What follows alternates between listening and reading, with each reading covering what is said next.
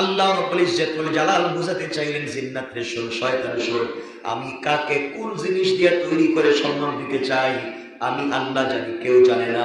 তোমাকে বলেছিলাম আমি আদমকে সিজদা করবার জন্য, আদমকে সিজদা করতে পারলে না।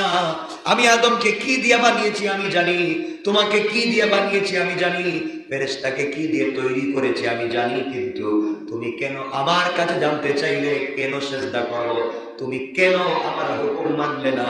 এই জন্য আল্লাহ তাকে রজিম শয়তান বানিয়ে দিয়েছেন। আমরা যদি আল্লাহর হুকুম মানতে চাই না, কেন ইবাদত করব, কেন 5 ওয়াক্ত নামাজ পড়ব, কেন মসজিদে যাব, কেন পর্দা করব, এই কেন প্রশ্ন যদি করেন, আল্লাহ বলছেন বান্দারে ইবাদত করো না এক কথা, আর কেন করব যদি জিজ্ঞাসা করো আরেক কথা।